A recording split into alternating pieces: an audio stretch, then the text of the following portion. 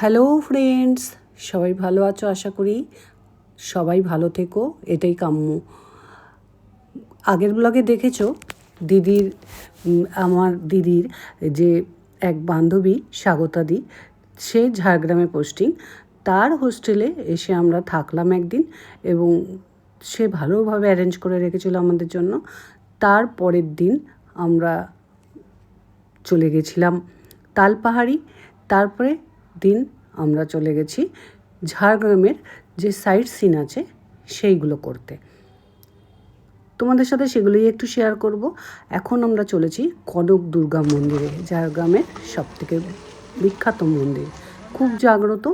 কনক দুর্গা মন্দিরটা আসলে পুরোটাই জঙ্গলের মধ্যে, কিন্তু জঙ্গলের মধ্যে মন্দিরটা বেশ সুন্দর করে রাস্তা তৈরি করা, দু সাইডে জঙ্গল এবং রাস্তা সুন্দরই লাগছিল। টোটোগুলো অনেকখানি ঢুকতে পারে, বেশ অনেকখানি ঢোকার পর টোটোগুলো আমাদের নামিয়ে দিল, এখানে ওরা গ্যারেজ করবে। এইবারে আরও গভীর জঙ্গলের দিকে আমরা এগিয়ে চলেছি, কিন্তু খুব সুন্দর করে রাস্তা করা। যেহেতু এখানে অনেক সাপখোপ আছে, তো সেই কারণে 5টার পরে নাকি এই মন্দির আর চলে না, খোলা থাকে না, বন্ধ হয়ে যায়। এই মন্দিরে থাকবার জন্য আশ্রম আছে, কিন্তু কেউ থাকে বলে আমাদের দেখে মনে হলো না। আমরা চলে এসেছিলাম 9টার মধ্যে। কনক দুর্গা মন্দির হচ্ছে ঝাড়গ্রামের অতি প্রাচীন একটা মন্দির, খুব সুন্দর অপরূপ গহন জঙ্গলের মধ্যে এই মন্দির। আপনারা দেখুন, আমরা দেখাচ্ছি। কটা থেকে কটা অবধি খোলা? এটা মোটামুটি সকালবেলা 9টা থেকে বিকাল 5টা পর্যন্ত খোলা। যেহেতু এখানে অনেক সাপ টাপ আছে, গভীর জঙ্গলের মধ্যে এই মন্দির, তো বিকাল 5টার পর খোলা থাকে না। 105 প্রজাতির গাছ আছে এখানে। দেখুন আপনারা কত সুন্দর প্রাকৃতিক পরিবেশ, পুজো দেওয়ার ব্যবস্থা আছে এখানটাতে। দেখতেই পাচ্ছ সামনে কিছু দোকান দেখতে পাওয়া যাচ্ছে, ওখানে ডালা কিনতে পাওয়া যায়। এখানে নাকি প্রচুর হনুমান আছে। আর রাত্রে সন্ধ্যে 5টার বিকাল 5টার পরে এই মন্দিরে আর কেউ থাকে না। এখন এর থেকে বেশি খবর আমি দিতে পারবো না যে ভেতরের লোকেরা কোথায় যায়, গিয়ে সেখানেই থাকে, কোথাও ঘর আছে। অতিথি নিবাস একটি দেখতে পেয়েছিলাম, অতিথি নিবাসে ও তালা ঝুলছে, অতিথি আছে বলেও মনে হচ্ছিল না, কারণ এটা গভীর অরণ্য মতন। তা মন্দির খুলতে টাইম লাগবে 9:30 বলেছিল। আমরা 9টায় পৌঁছে গেছি বলে আমরা ভাবলাম যাই, মন্দিরের পেছন দিকে একটা খুব সুন্দর জলাশয় আছে, সেখানটায় একটু গিয়ে দেখে আসি। এখানে দুটো দিকে দুটো রাস্তা গেছে, জলাশয়ের দিকে আমরা এগিয়ে গেলাম। সবাই মিলে জলাশয়ের সামনে গিয়ে একটু ছবি তুললাম।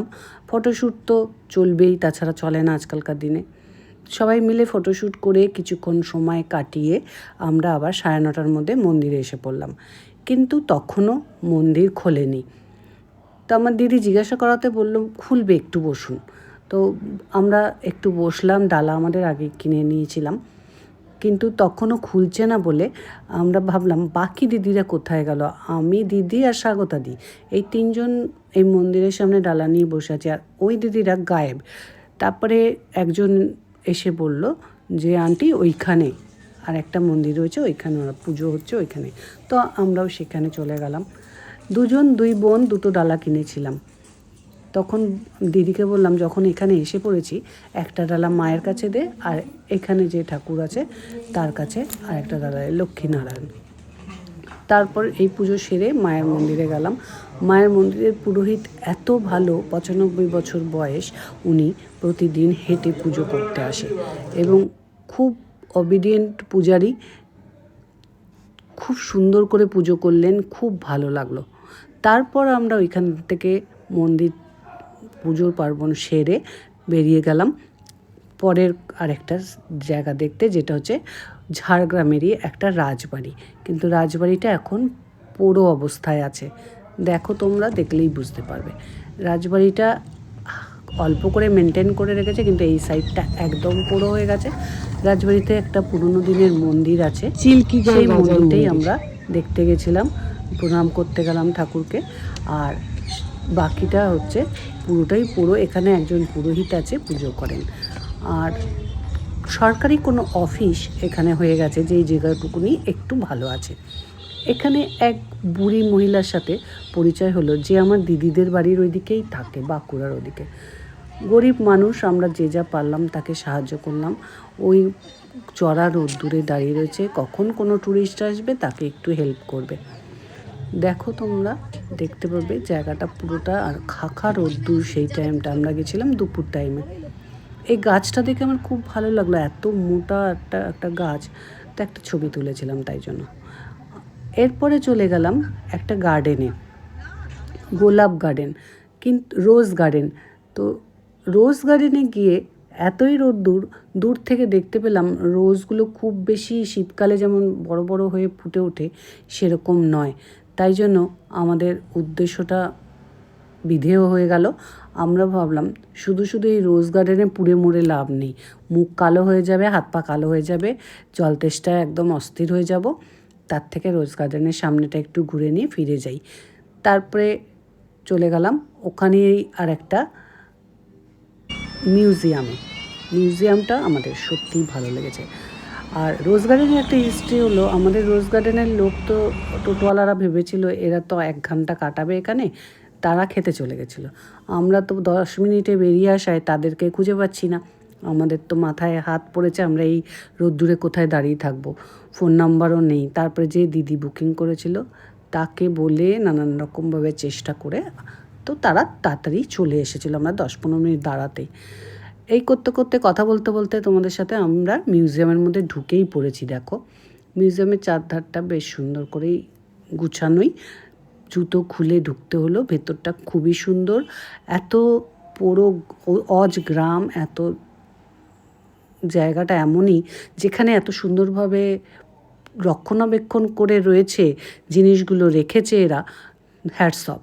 তাই যার যা কমেন্ট ছিল এর থেকে বেরিয়ে খাতা রাখা ছিল, যার যা বলবার বলতে পারো, লিখে দিতে হবে।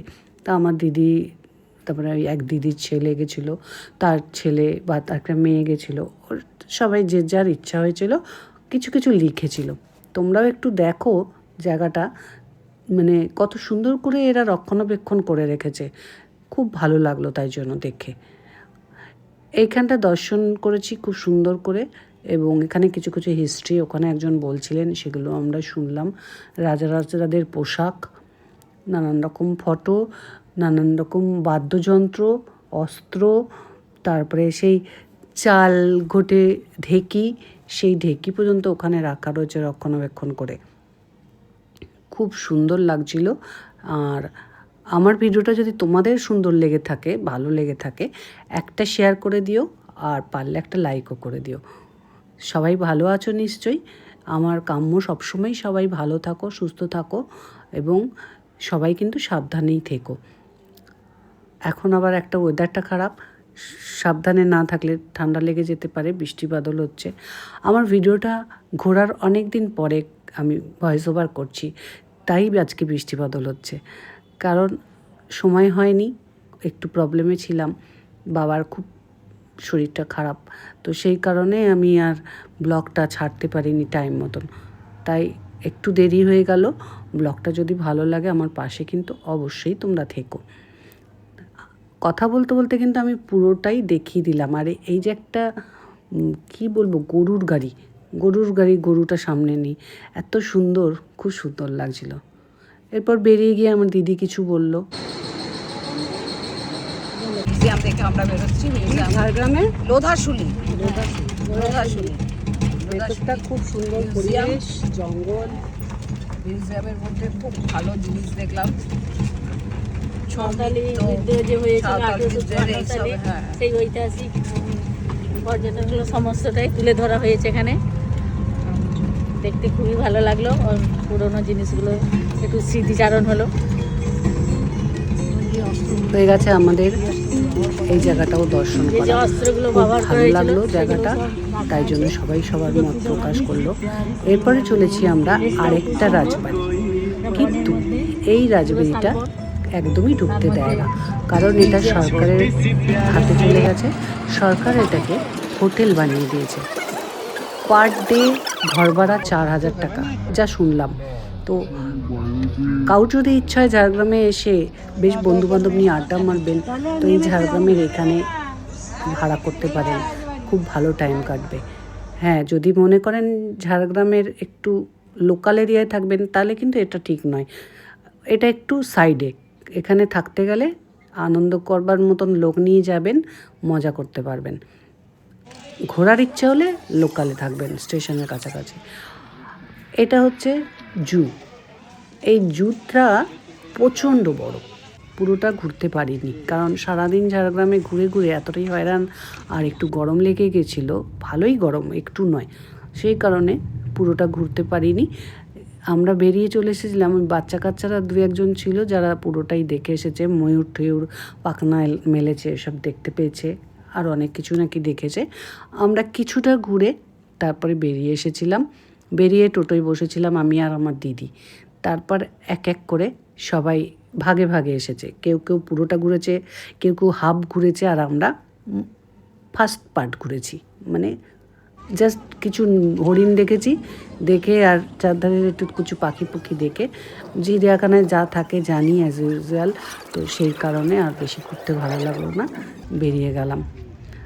আজ আমার ভিডিওটা বেশি বড় হয়ে যাচ্ছে, তাই এখানেই শেষ করছি। ভালো যদি লাগে, আগেই বলেছি, একটা শেয়ার করে দিও, আর সবাই ভালো থেকো, সুস্থ থেকো, সাবধানে থেকো। এরপরে আমরা যাব ঘাটশিলা, সেই ভিডিওটাও তোমাদের সাথে শেয়ার করব। ভালো লাগলে আমার ওই ভিডিওটাও দেখো। Tata, bye bye.